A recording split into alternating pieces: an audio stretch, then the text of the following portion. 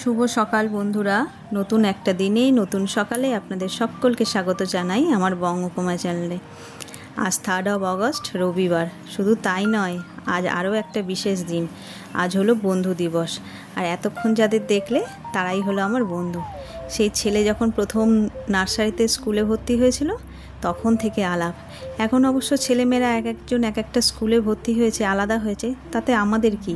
সুযোগ পেলেই আমরা এখনও একত্রিত হই, পুরনো কিছু স্মৃতিচারণ করি আর নতুন কিছু স্মৃতির সৃষ্টি করি।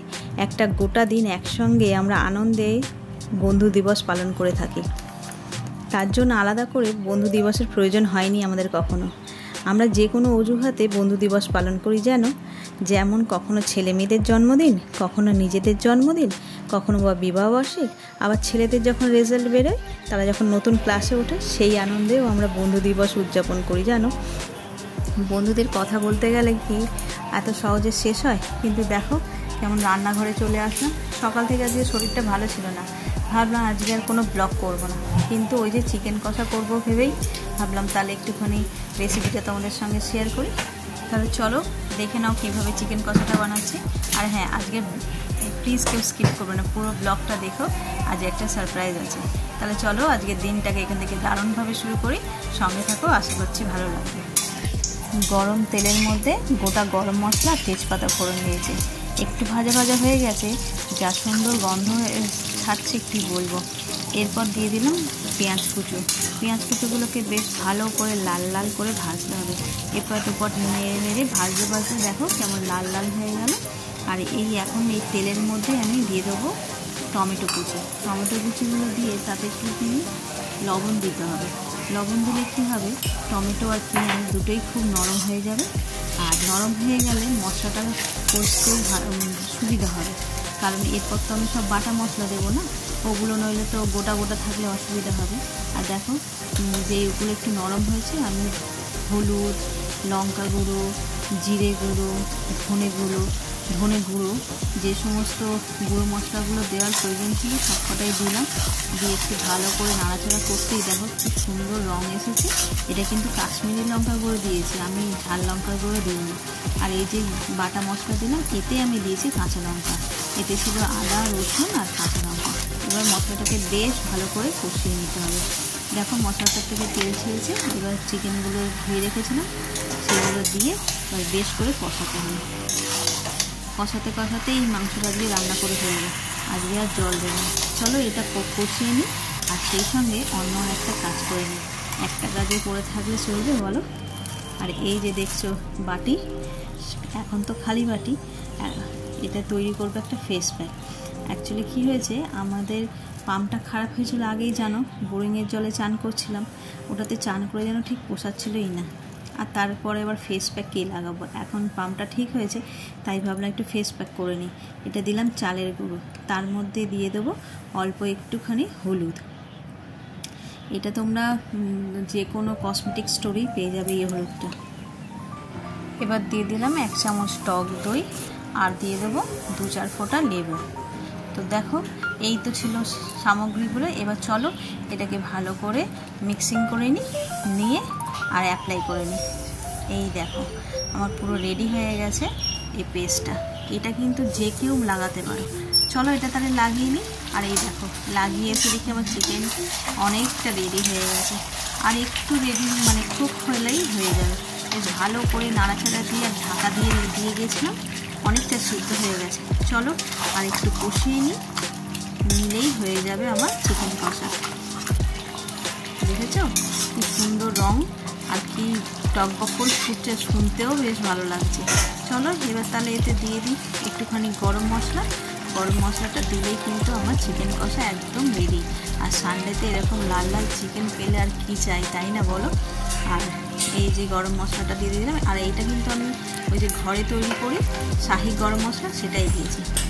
তা বলে ভেবো না শুধু চিকেন হয়েছে, আমাদের ঘরে জানোই তো অনেক বয়স্করাও রয়েছে, তারা তো অত লাল চিকেন খাবে না, তার জন্য এই যে ঝোল বানিয়ে নিয়েছি। হ্যাঁ, পাতলা করে আলু, পেঁপে, কাঁচকলা দিয়ে, আর এইখানে হচ্ছে উচ্ছে চচ্চড়ি একটুখানি বড়ি দিয়ে, আর নিচে তো ভাত রয়েইছে। এই হলো আজকে আমাদের সানডে মেনু। তাহলে চলো দেখে নাও আজকে সানডেতে আমাদের কী কী রান্না হয়েছে। রান্না তো আজকে অনেক কিছুই হয়েছে, কিন্তু আমি আজকে শুধু খাবো চিকেন কষা আর ভাত। ওই ঝোল দিয়ে ভাত খেতে আজকে আর মোটেই ইচ্ছা করছিল না, কারণ কাল উপোস করেছিলাম না। তাই এই যে নিয়ে নিলাম সাদা একদম ধপধপে গরম ভাত, আর সঙ্গে চিকেন কষা লাল লাল একদম সানডে স্পেশাল চিকেন বলে কথা, সঙ্গে একটা লেগ পিস আর বেশ খানিকটা চিকেন নিয়েছি। চলো তাহলে আমি এই নিয়ে খাওয়াটা আজকে শেষ করি, তোমরা সঙ্গে থাকো, পুরো ব্লগটা দেখো, আশা করি ভালো লাগবে। আর শুধু চিকেন নয়, সঙ্গে স্যালাডও নিয়েছিলাম, শসা আর দিয়েছিলাম পেঁয়াজ আর লেবু। এই ছিল আজকে আমাদের লাঞ্চ। দুপুরবেলায় খাওয়া দাওয়া সেরে বেশ খানিকক্ষণ বিশ্রাম নিয়ে চলে গেছিলাম ছাদে। বৃষ্টির জন্য তো হাঁটাই হচ্ছিল না, আর যেহেতু বৃষ্টি পড়ছে না তাই ভাবলাম যাই ছাদ দিয়ে একটু হেঁটে আসি। আর আজকে হাঁটতে এত ভালো লাগছিল, মেঘলা আকাশ আর বেশ হাওয়া দিচ্ছিল, জানো হাওয়া দিলে হাঁটতে বেশি কষ্ট হয় না। হাঁটতে হাঁটতে বেশ খানিকক্ষণ সময় কাটানোর পরে হঠাৎ আকাশের দিকে চোখ পড়তেই একটা জিনিস দেখতে পেলাম। এই দেখো, দেখতে পাচ্ছ আকাশে আবার একটা সীমারেখা। কিন্তু ভাবলো পৃথিবী কি একেবারে সোল্ড আউট হয়ে গেছে যে আকাশও লোকে কিনে ফেলেছে? মজা করলাম। অ্যাকচুয়ালি যখন আমরা ছোট ছিলাম না, কিছুই বুঝতাম না, তখন ভাবতাম যে আকাশের মধ্যে কে এসে দাগটা টেনে দিয়ে গেল, কার এত হাত উঠে গেছে আর কি। এই ছোটোবেলার দিনগুলো তো আর ফিরবে না, তাই একটু মজা করলাম। আর এদিকে দেখো, তোমাদের বললাম না আজকে ভীষণ হাওয়া দিচ্ছে, হাওয়ার শব্দ শুনতে পাচ্ছ নিশ্চয়ই। আর এই যে গাছপালা কীভাবে দুলছে দেখো, তাহলেই বুঝতে পারবে যে কতটা হাওয়া দিচ্ছে। আর এই হাওয়ায় হেঁটে সত্যি খুব মজা লাগছে। চলো তাহলে বাকি স্টেপগুলো আমি কন্টিনিউ করে নিই, আর বাকি ব্লগটা তোমরা কন্টিনিউ করো।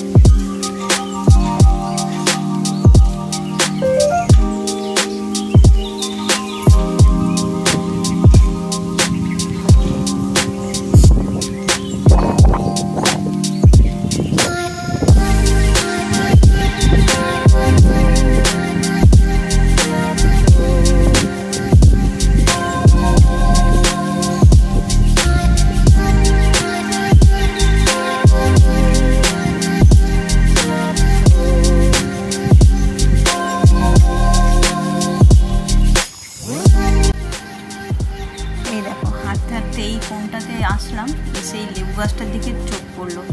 সেভাবে দেখা হয় না। দেখো একটা জিনিস, গাছগুলিতে মানে ছোট ছোট পাতা ভরে গেছে, পুরো গাছটাতে ভরে গেছে ছোট পাতা, দেখতে পাচ্ছ?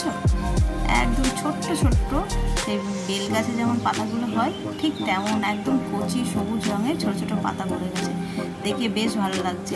ছোট টব থেকে যখন বড় টবে ট্রান্সফার করছিলাম তখন ভাবছিলাম বাঁচবে তো, যদি না বাঁচে গাছটা অত দূর থেকে বয়ে বয়ে নিয়ে আসলাম পুরোনো বাড়ি থেকে, তোমরা দেখেইছো তো। না, এখন মনে হচ্ছে সাকসেস। ছোটো ছোটো পাতা গজিয়েছে দেখে ভাবছি না গাছটা হেলদিই আছে। আর এটা তো রয়েছে, আর একটা জিনিস যেটা বসিয়েছিলাম সেটা হচ্ছে পুঁই শাক।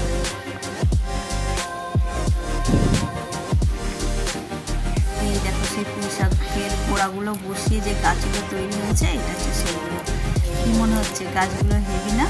বর্ষার জল পেয়েছে তো, তাই প্রতিটা গাছই খুব সুন্দরভাবে বেড়ে উঠেছে।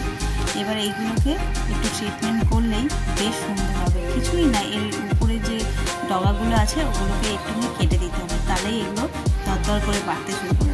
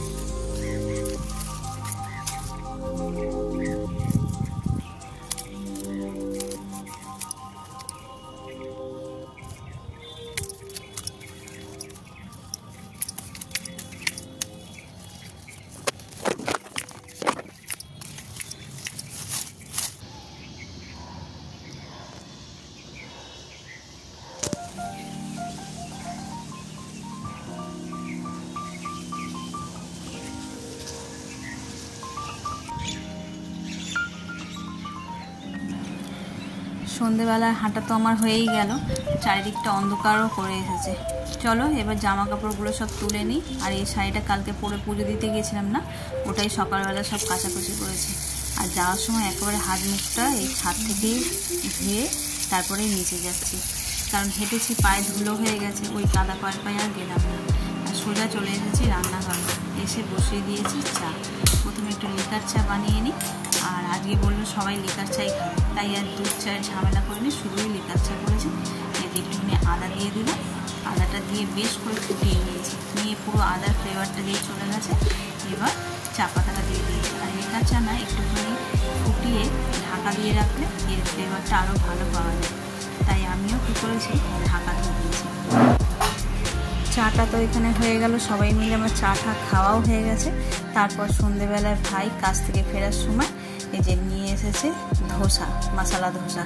সবাই মিলে মশলা ধোসা খাওয়ার পরে সন্ধেবেলায় বন্ধুদের সঙ্গে জমিয়ে ভিডিও কল করলাম।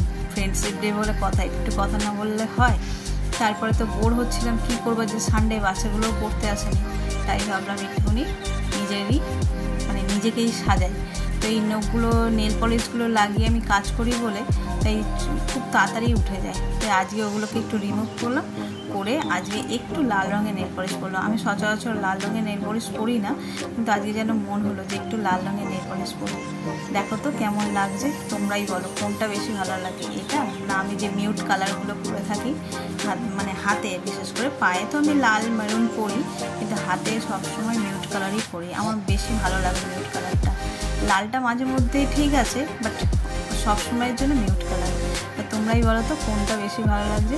যদিও নখগুলো আমার সেভ করা নেই, কাজের ইয়েতেই এদিক দিয়ে ওদিক দিয়ে ছুরিতে বটিতে নষ্টই হয়ে যায়, তাও যেটুকুনি আছে আমার তো মনে হয় লালটা ভালো, বাট মিউটটাই আমার জন্য ভালো, তাই না?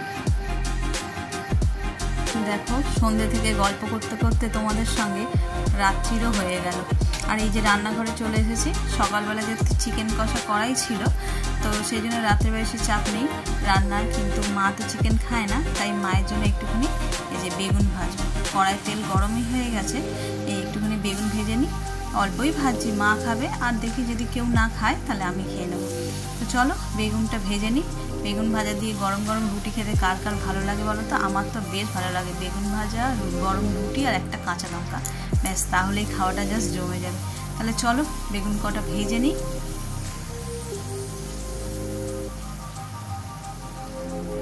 আর বেগুন ভাজতে ভাজতে যা সুন্দর একটা স্মেল ছাড়ে না, দারুণ লাগে। যে কোনো ভাজাভুজি করলেই বেগুন ভাজা, আলু ভাজা খুব ভালো লাগে। দেখো বেগুনগুলো প্রায় ভাজাই হয়ে গেছে, এবার এগুলোকে তুলে নিয়ে সকলকে খেতে দিয়ে দিই। তাহলে চলো ডিনারটা সেরে ফেলি। এই হলো আজকে ডিনার, রুটি, বেগুন ভাজা, চিকেন কষা আর স্যালাড। আর তোমরা কমেন্ট করে জানিও কিন্তু আমাকে ছাড়া আমার ব্লগ দেখতে কেমন লাগলো।